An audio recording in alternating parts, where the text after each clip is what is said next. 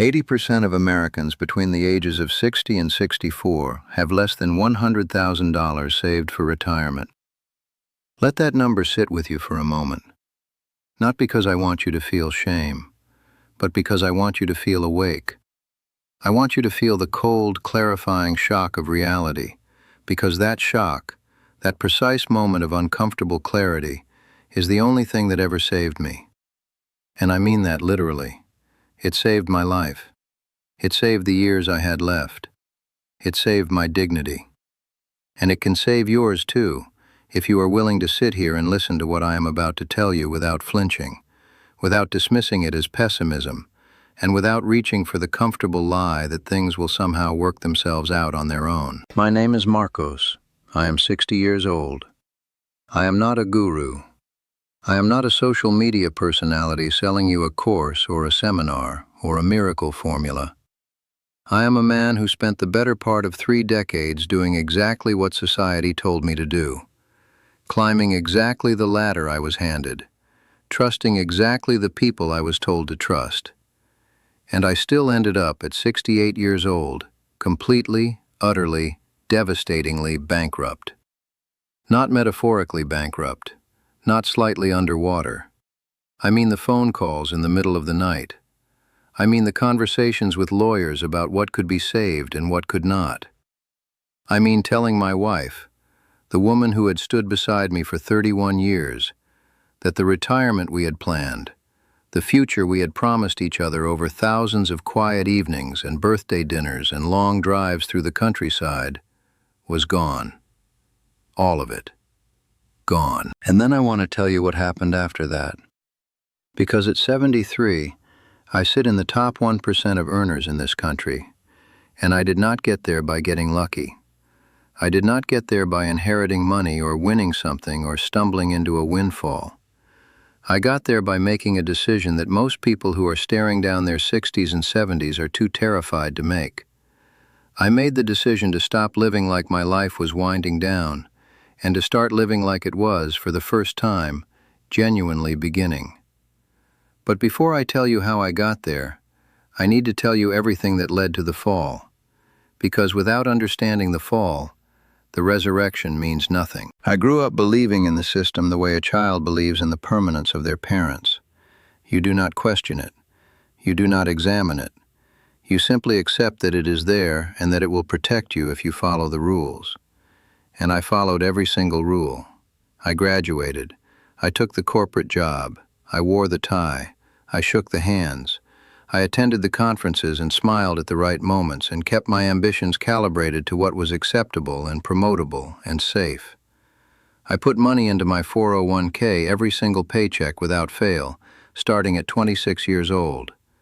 I consulted with financial advisors who had framed certificates on their walls and expensive leather chairs, and a way of speaking that made everything sound both terribly complex and somehow perfectly under control. I diversified my portfolio. I maxed out my IRA. I bought the house in the right suburb with the good school district, not because I needed good schools anymore by that point, but because that is what responsible, forward-thinking men in their 40s did, and I was nothing if not responsible and forward-thinking. I missed things. I want to be honest about this because it is one of the most painful parts of what I carry. I missed my daughter's school play when she was 9 because there was a quarterly review that could not be rescheduled. I missed long evenings with my wife because I came home too tired to be present in any meaningful way. I sat at the dinner table and my body was there, but my mind was already at tomorrow's meeting, already calculating, already preparing, already performing the endless, exhausting theater of corporate ambition. I told myself it was temporary. I told myself that there was a finish line and that once I crossed it, once I had accumulated enough, once the retirement number in my head was finally met, I would cash in all the deferred moments and the deferred presents and the deferred joy, and I would live, finally, fully, and without reservation. That is what I told myself for 30 years. That is what kept me obedient and compliant and marching forward. The promise of a life that was always waiting, always just a little further ahead, I turned 61, and I felt, for the first time, genuinely close to that finish line. The savings looked respectable. The house was nearly paid off. My financial advisor, a man I had trusted for 18 years, ran the projections for me in his office on a Tuesday afternoon in October, and he leaned back in that expensive chair, and he told me that if I continued on the current trajectory, I would be in excellent shape for a comfortable retirement by 65. And I walked out of that office feeling something I had not felt in years. I felt relief. I felt like the sacrifice had been worth it. I felt like the deferred life was finally about to be collected. 18 months later, the market correction hit. You remember which one I am talking about. And my portfolio, which I had been reassured was properly diversified and sensibly managed, dropped in ways that the projections had not accounted for. But that was not the worst part. The worst part was the medical situation.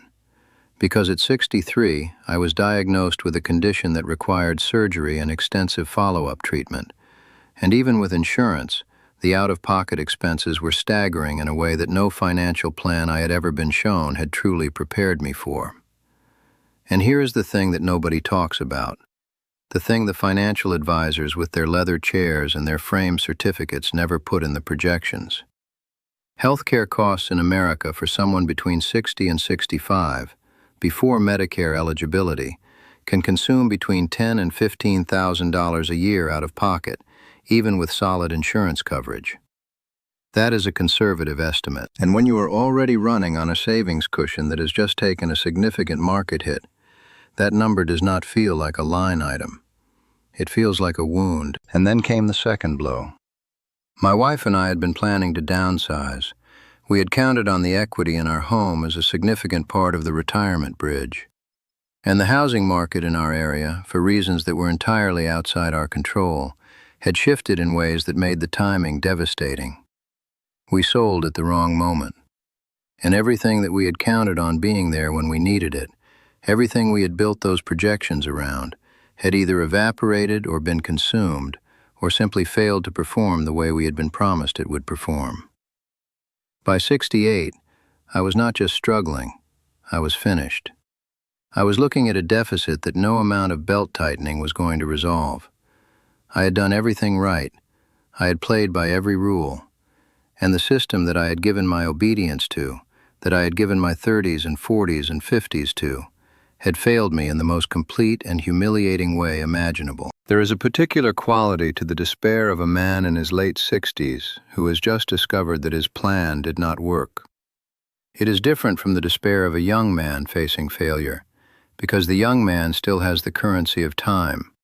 He can rebuild, he can pivot, he can absorb the loss and begin again with decades stretched out in front of him as a kind of collateral. But at 68, the prevailing cultural narrative is that you are not rebuilding. You are surviving. You are managing decline. You are making peace with less.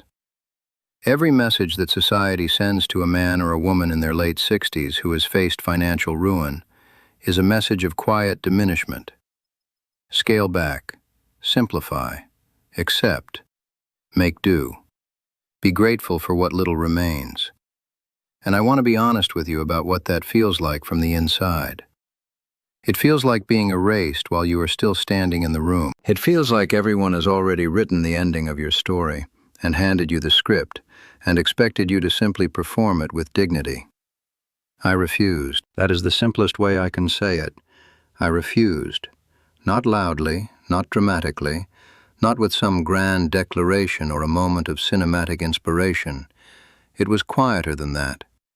It happened on a Tuesday morning in February, sitting at a kitchen table in a house that no longer fully belonged to us, drinking bad coffee because we had stopped buying the good kind. And I made a decision so simple and so complete that it changed the entire architecture of everything that came after. I decided that I was not going to accept the narrative that had been handed to me. I decided that the experience and the knowledge and the failures and the skills and the relationships and the judgment that I had accumulated over 68 years of living were not relics of a finished life. They were assets. the most valuable assets I had ever owned. And unlike my 401k, nobody could take them from me. I want to explain something about identity, because this is the part that most people miss. Most people who face financial ruin in their 60s try to solve a financial problem. They look for cheaper housing. They look for part-time work. They look for supplements to their Social Security. They try to shrink their way to safety. And there is nothing wrong with cutting costs, and there is nothing wrong with being practical. But if all you do is shrink, you will shrink. What I understood in that cold February morning was that my problem was not primarily financial. My problem was that I had been operating under an identity that was no longer serving me. I had been a corporate employee. I had been a man who followed the rules of an institution. And that identity, obedient, deferential, institutional, was precisely what had made me vulnerable to everything that had brought me to this table. The identity shift was this. I stopped being someone who worked within systems other people had built, and I started being someone who built systems himself. I know that sounds abstract. Let me make it concrete. Over the course of my career, I had accumulated 37 years of expertise in a specific domain. I had relationships that I had cultivated over decades. I had knowledge about how industries functioned, about how decisions were made, about where the inefficiencies were and where the opportunities sat that almost nobody under the age of 50 truly understands, because it takes time to see those things. It takes failures and corrections and long exposure to the way the world actually works beneath its surface presentation. I had all of that, and I had been treating it as background, as context, as the scenery of a career that was now over. I stopped treating it as scenery and started treating it as the engine. I began consulting. Not in the desperate, scrambling way that some people do when they are trying to cover expenses. I mean consulting with the authority and selectivity of someone who knows their knowledge is rare and genuinely valuable. I turned down work that did not respect my time.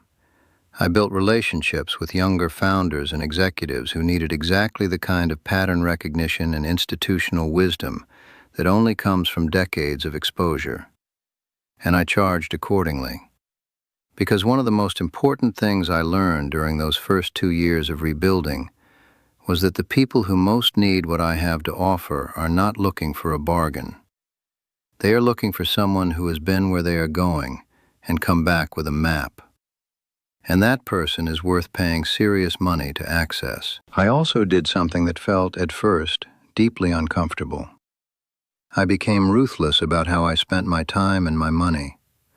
Not in a miserly way, not in a way that diminished quality of life, but in a way that was deeply intentional, deeply examined, and deeply aligned with what actually mattered. I stopped spending money on the performance of wealth, on the signals and the markers and the social theater of looking like a successful person. And I started spending money only on what generated either genuine joy or genuine returns. That distinction sounds simple.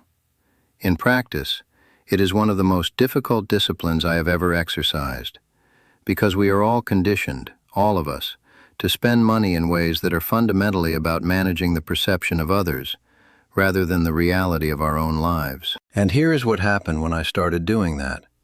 Not overnight, not in the first year, which was genuinely hard in ways I will not pretend otherwise.